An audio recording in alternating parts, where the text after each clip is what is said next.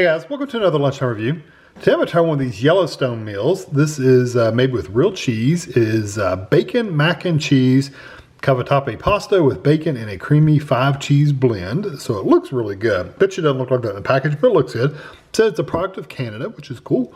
16 ounces, 454 grams for the meal.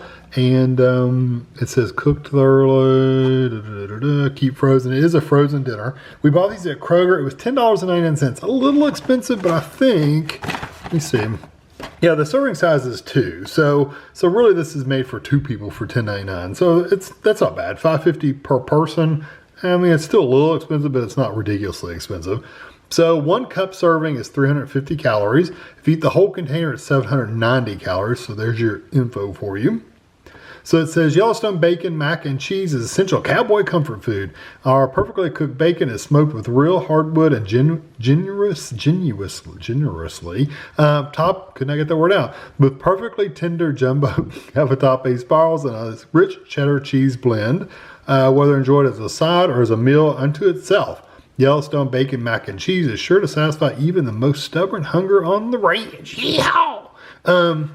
You can do this in the oven if you want to, which is actually the recommended way to doing it, is what they say. So there's the oven directions. Of course, we don't do ovens on this channel. We only do microwaves, or occasionally a toaster. So the microwave, you're going to lift 1 corner of the film, place on a microwave safe plate, microwave high for 3 minutes, mix contents well, and microwave for an additional 1 minute. I'm guessing you stir it and then you recover it. It doesn't say to remove it, so I guess so.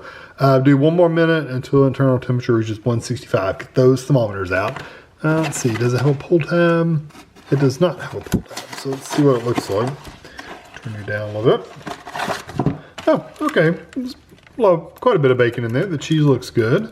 So I'm going to vent one side. We'll just pull this corner up since it's a little bit bigger than the other ones. We'll vent that, and it doesn't say put it on a plate or anything like that, does it?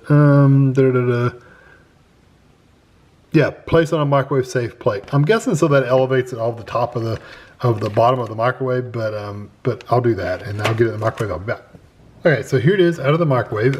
When you stir it that first time after the 3 minutes, the center section will be kind of frozen. What I usually do is take it and kind of break it up and kind of push it out to the edges and get the edge pieces in the middle, kind of flip them, and it tends to cook a little bit better.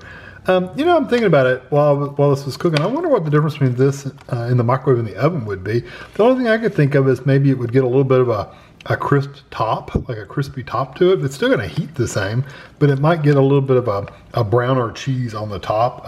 So that might add to the flavor a little bit, but shouldn't be too much different. So anyway, I'm going to take this over the table and we'll give it a try.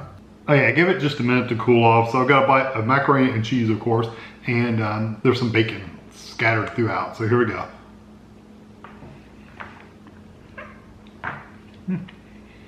The cheese sauce is really creamy.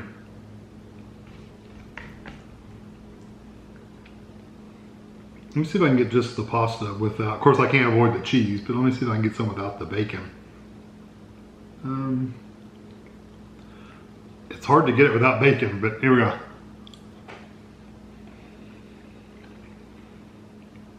Which is a good thing. It's good that you can't get a piece of macaroni without bacon. That means there's a lot of bacon in there. The pasta is slightly softer than I would like it. Personally, I like mine a little firmer, but it's definitely not mushy. It's just softer than I like. That's a personal preference though. Flavor's nice. I do get some of the bacon flavor. The bacon does come through. I'm glad they didn't go with really teeny tiny bacon crumbles. They actually used pretty decent. I mean, some of them are kind of small. Like you can see there's some small pieces of bacon here and there, but there's some bigger pieces too. And it actually tastes like bacon, not bacon bits. If you've ever had those bacon bits you get in the shakers where you put them on salad, they have a very distinct flavor, very chemical-like, almost like you're like a butane or something. That's a very, very strong chemical flavor, and you tend to burp it you taste it all day long. This is not like that. This seems to be actual bacon that they've crumbled up and put on top, which I'm impressed with. And the texture of bacon is good too. It's not hard. It still has a little bit of a chew to it. Yeah, I like the texture of that quite a bit.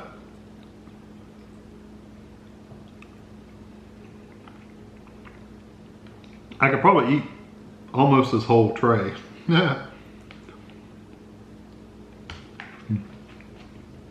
They give you plenty of bacon in there too, so that's also impressive. So not only do they give you real bacon, they gave you a lot of it, so where you actually know it's in there. So overall, I'm pretty impressed with this. The flavors are good. The cheese, let me just talk about textures first. The pasta, like I said, is a little bit softer than I personally prefer, but it's perfectly fine. It's not like mushy or soft or fall apart or anything like that. So it's not that bad. It's just slightly less, it's slightly overcooked for me, or slightly more cooked for me than I personally like. I like mine a little firmer. The bacon is really good and tender. It's not hard or dried up or crunchy or anything like that. That's nice. The cheese sauce is good and creamy.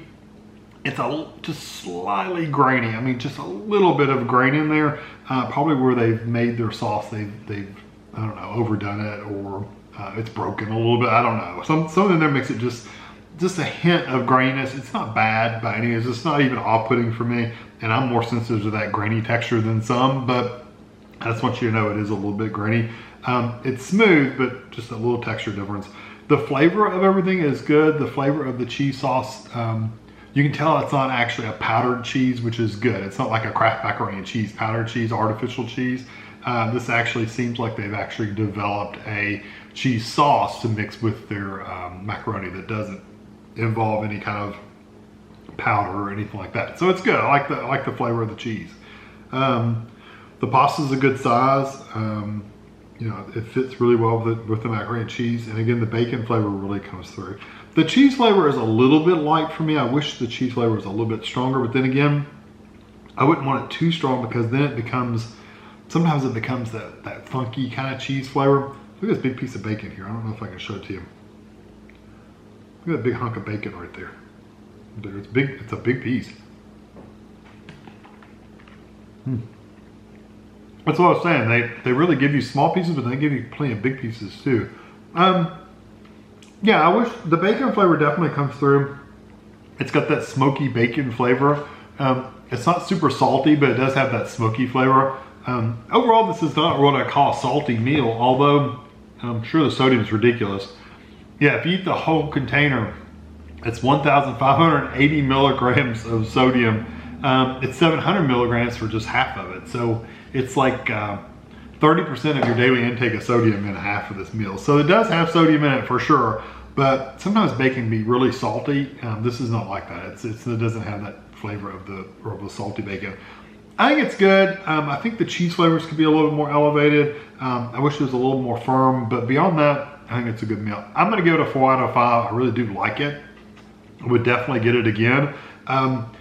If you're gonna eat it by yourself, you could probably eat the whole thing, honestly, or probably, for me personally, I'd probably eat like 2/3 of it.